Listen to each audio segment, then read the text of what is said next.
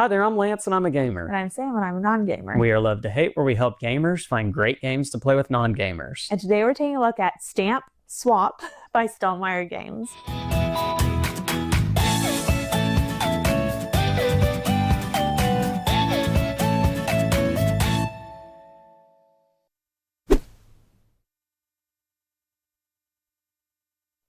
Stamp Swap, not Stamp Swamp, as we will probably say at least once or twice in this video, is the latest game from Stonemairer Games in which you are going to be swapping stamps in this particular one.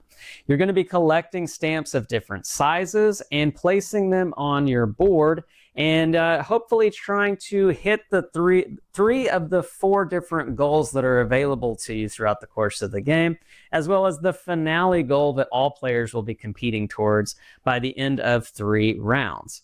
And obviously, whoever has the most points is going to be the winner in this one. Let's take a look at the game down below. I'll explain to you how this works and where exactly you're going to be doing the swapping in this one. And then we'll come back and share our thoughts on it as a gamer and non-gamer. All right, I've got Stamp Swap on the table. Let me show you all about this stamp collecting game. Now, for components, what you're going to have with this one, you're going to have a large central board that is going to keep track of the 3 different rounds in the game. You've got Friday, Saturday, and Sunday. This little doodad right here is going to help you keep track of what phase you're in with each round. So there's a collect, swap, and show phase. You have lots of cards in the game. You've got cards that are going to help you with variability, as you're only going to be playing with one of each of these cards. You've got the color cards, the theme cards, the size cards, the collection of canceled stamps cards, and then you've got your finale show cards over here. And each of these are going to be different ways for you to score points throughout the course of the game. Get points that you'll be scoring throughout the course of the game, and then points that you will score at the end of the game. And again, you'll only play with one of each type of these cards, so there's lots of variability and replayability. You do also have lots of other cards in the game, and players are also going to have their own player boards. And of course, you have stamps in the game. Now, this is part of the insert. I like to keep all my stamps in the insert. It does have this clear tray on it. And your stamps are going to come in 4 major different sizes, really 5 if you count these forever stamps, which are very important. But you can see that some of the stamps are going to be bigger than others, as so. And then you're going to have some of these stamps that are going to be very shiny. These are the rare stamps, whereas other stamps are going to have a theme to them as well as a color. Some will be canceled, and some will have points on them. And then others still will have negative points on them, if I can find one of those. But, you know, take my word for it. Here's one. Negative points. These are faded stamps. And when I say points, I do mean points. These are points. And so you want to try to get more valuable stamps, such as the rare ones, which are going to have way more points on them than the other stamps. So that's what you're going to have for components here with this game. Let's talk about how this game is going to work. As I said, there are going to be phases for each round. The first phase of a round is going to be the collect phase. You are going to have some of these cards set off to the side, and you'll flip out a number of these depending upon the number of players in the game. So let's say if it's a 3-player game, you would flip out 3 of these, and you would stack them as such where you are able to see all of these shapes and icons on the top of all the cards, but on the bottom card, you're able to see the whole card. And what these are telling you is this is the arrangement of stamps that are available to select from for this round of the game. And so you'll collect those stamps from the collection of stamps, and as you can see, you're going to have different sizes here. You're going to have the big square ones, the little square ones. There are stamps that have 2 little square ones on the same tile. You've got ones that are oblong, and then you've got the forever stamps over here. Now, these ones over here, these are going to be your cards in the game. And so these cards in the game are typically going to either have exhibitors, ways for you to score extra points throughout the course of the game, such as this one would give you 1 point per brown stamp on your player board, whereas others are going to be specialists that will give you special abilities to be able to use throughout the course of the game. They'll also give you 2 points as well. And so that's how these cards are going to work. Now, I do want to point out that on these cards, there are going to be some that are white, and then there are going to be some that have color to them. The white ones mean that they're face up. You can be able to see what those are. The ones that have the background to them, those are face down. And so you won't know what those are. If you select those, you're kind of taking a risk at not really knowing what's on the underside of that tile when you take it. So you're going to have this display of tiles out available for you to choose from, and it's going to be different every round because it's dependent upon these cards. Now, the one that is face up is going to have a special ability on it that you will have as an extra rule for that round. This one in particular says jackpot. At the start of the collect phase, each player reveals one additional item from the supply and adds it to the pool face up. Each player collects 7 items and reserves 1 more. I'll explain what all that means in just a second, but this would be the special ability that gets activated throughout the course of the game. Sorry if that's getting in and out of focus for you guys.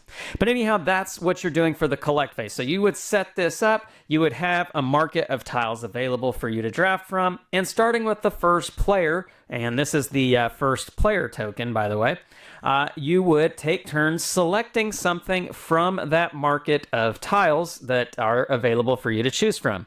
And where you're putting that tile or card is going to be down here in the daily collection. And normally you would only be able to take 6 things, but as that jackpot card said, you would be taking 7 in that particular one because that is the special rule for this card. And so all the players are going to take turns placing them one by one in their daily collection. And then once everybody has filled up their daily collection, anything that is still out in the market is going to be discarded. Now, the first player token will actually be in the market as well. And so you could take this as one of the things that you're taking with your daily collection. And not only does this mean that you get to go first, but it does give you 2 points in the round as well. So that's how the collect phase is going to work. Now, I do also want to share that one of the things you collect is able to go over here in your reserve. You can move one of the 6 that you collect and put it over here in the reserve. However, it cannot be rare. And that's those shiny ones that I showed you earlier, such as this one. You cannot put it over here. Whether that is face up or face down, you can't put it over here if it's rare. Now, anything else can go over here. And what this is meaning is that you're absolutely going to get this stamp. So again, not a special rare one, but one of the other ones. You are absolutely going to get this one. The other ones you don't move over here to your reserve, you may not get. Because next we're going to go to the swap phase. Now, how the swap phase is going to work, you're going to take all of your stamps and cards, anything that's still down here in your daily collection, and you're going to split it into 2 groups. And you'll put those 2 groups out in front of you, and you'll show the players, these are my 2 groups. And starting with whoever has the first player token, that player will choose one of the groups that are in front of the other players that they want to take for themselves. So this player over here, they're going to have 2 groups, and this player over here, they're going to have 2 groups, and maybe I want to take this player's pile that's right here, and I take that pile for me. Then it would be that player's turn to get to choose which of the other players' groups, piles of stamps that they want to take for themselves. And they would take that in addition to the one group that is still theirs in front of them that wasn't selected by me. They get to keep that one as well. And then it goes off to the person who they took from, and then they would pick, and then they would pick, and they would pick until everybody has had one of their piles taken in front of them, and they've also taken one of the piles in front of somebody else. Which this means you'll get to keep one of your 2 piles, and you'll be taking someone else's pile. Now, with whatever you have in your reserve, plus the things that you've taken from other players and the ones that you've got to keep for yourselves, then you will put that in your show. So we've done swap, next is show. We'll be putting it somewhere on our board. And these tiles can be basically placed anywhere on the board, but you do have to keep either the cancellation marker in the top right corner or the point marker in the top right corner. You do always have to have it oriented the correct way, but otherwise you can put it anywhere you want so long as it's within the grid lines and not hanging off your board. that's typical tile placement rules in that regard. But where would you want to place it? How would you want to place it? Well, that's dependent upon these cards, because sometimes you are scoring them per group. Sometimes you are trying to just get as many as you can. Large squares in one group, 6 points per stamp. Large squares being these big, large ones. So yeah, that's how you would put it out here. And these little forever stamps are going to be the ones that help you to fill in the little tiny gaps, and because they're a 1 by 1. And so yeah, that's what you're basically doing with the collect, swap, and show phases. Now at the end of the show phase, once you've placed everything on the board, again, you're going to be giving yourself points for whatever exhibitors you have. You have one printed on your board. So in this one, I'm getting 1 point per monument stamp, which now it's probably a good time to show you that there are 5 colors of stamps in the game and 5 themes of stamps in the game as well. And so this is the monument stamp, which is a theme. I'd be getting 1 point for each of those. But then I have to use one of my ticket tokens. I have 3 ticket tokens in the game. And I choose one of these options to score for that particular round, placing my ticket in front of that particular one. So if I place it right here underneath the theme section, then I'm going to score whatever card is here on themes and get the points for that. Now that my ticket is here, though, I cannot score themes the rest of the game. I have to choose one of the other 3 options for me with my second ticket. And so if I go with the size grouping on the second round, I have 1 more ticket left to use. I can either do color or I could do canceled stamps. And that's how you do that. You can only score each one time throughout the entire game.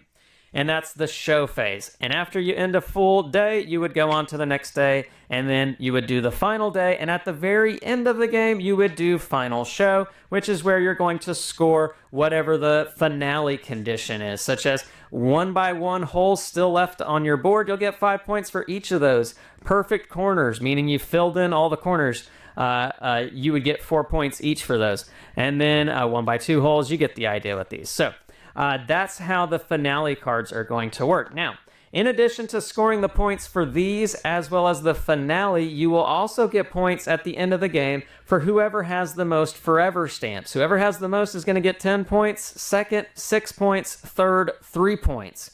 You will also get points for the stamps, their value printed on them. This is a -1. It's a faded stamp, but maybe I really needed the monument, or maybe I really needed yellow. So there could be reasons why you still take these, even though they might score you negative points. Now, the cancellation stamps, they're not going to score you any points, but they are going to help you with the cancellation goal for whatever that might be. And so you'll get your stamp values, you'll get your specialist cards, because again, these specialists are going to give you 2 points each at the end of the game for the ones that you took.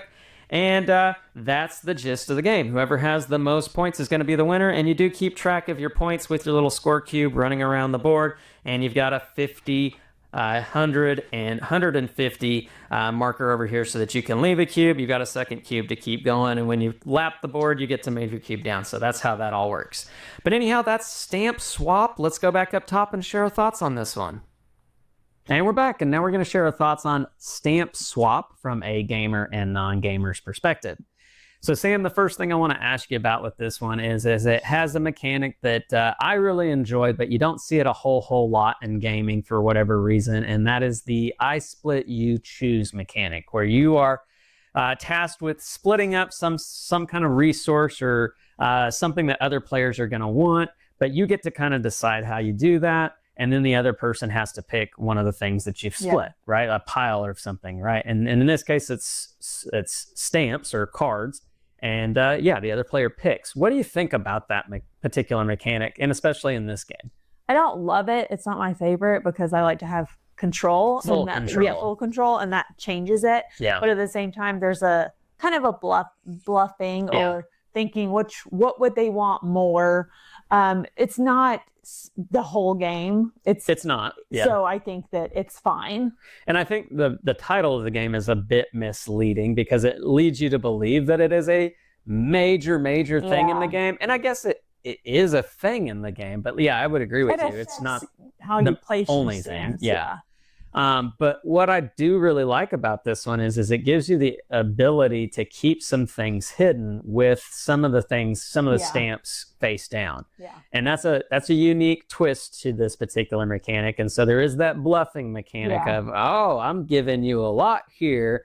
And keeping this face down stamp, this only face down stamp, don't go for that. It's garbage, right? Yeah. Like when maybe it's a rare one, it's really nice. Or I know they want this one thing, so I'm going to put it with a bunch of crap. Right, yeah. Because I really want this one. Exactly. You do that a lot. So there is that. I am good at bluffing, so that helps. And that's a fun part of the game. It's enjoyable, right? Playing that psychological factor. Unless you're the person who sort of feels like everybody can read you and you can't read anybody else. Like in poker, maybe you feel that way if you're not any good at it. So yeah, there's that aspect of the game. What do you think about the rest of the game though? Like, I mean, it's tile laying, it's kind of polyominoes, it's drafting. It hits a lot of your sweet spots for a game. So I liked it. What did you think about the 3 different scoring conditions at the end of each round from a choice of 4? But once you choose one, you don't get to come back to it. Like you got to score it right then and there. I thought it was really interesting because that's not something that you see often. But it's you kind of had to figure out, okay, this is going to give me this many points. What else do I have going on? What do I think I can add to it? But I liked figuring that out. I thought it was a really interesting way to score. It's similar to Wingspan, I feel like, another Stonemaier game, in the sense that, you got to score that right at the end of the first round. And then you got to forget about it. You got to flush it out of your mind because you can't come back to it. So don't keep going for it. So it's kind of one of those things. And that's a fun little twist. It leaves you, or at least it does me, and I feel this way in Wingspan too, that, like, gosh, you're making me score for this sort of thing when I'm like nowhere really feeling great about what I'm going to do with it. But I thought it was nice too, because I'm like, okay, well, I know he already went for color. And so now I can, I know that he's not going to go for it again. So you can definitely play off of other people. So you do have to kind of watch what other people have done throughout this. You can't be just solely focused on your boards. So that's a fun And with each round, you have to be thinking about all the categories, not just the one you're going for, because later on it will count. So I really enjoyed that. It's an interesting part of the game. Okay, let's get to pros and cons here with Stamp Swap. I think I haven't messed it up just yet throughout this video. So Sam, bullet point highlights, the things you really like with this one. What stood out? I mean, again, I love the mechanics of this game. I love the grid making. That's, I mean, again, I think all top 10 games for me are gonna be tile laying. I thought that the stamps were just they were unique. You could, they all look like stamps. It felt like a stamp collecting. It was a very easy game to play, to understand, especially once you're playing and you can really visualize everything. But I thought it was good. I think, it's a Stonemaier game. And so if you're familiar with Stonemaier Games, they're going to be one of the most well-produced games out there in the hobby. They don't, no expenses spared when it comes to producing a game with Stonemaier Games. So you're going to get that with this one. Great components, great artwork, great way that it looks out on the table, its presentation, top notch. So I would agree with that 100%.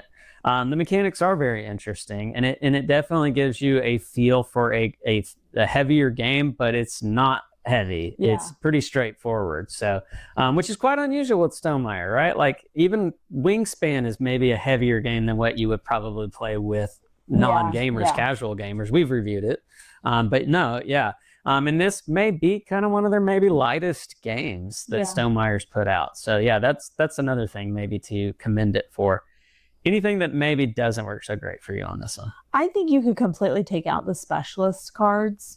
See, I was going to say something about this. The exhibitor cards were great. Okay.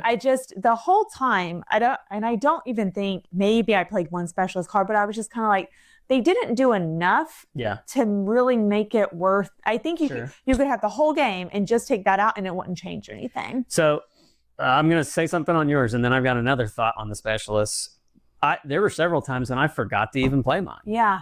Like, I think you're completely right. Like, they just They need, it's an either or thing. They either need to have the exhibitor card or the specialist card. I don't feel like they needed both. Yeah, and they're forgettable. And here's my other thought on them. I think that's the most convoluted part of the rules in the game. And trying to understand it in the rule book was not super straightforward for me.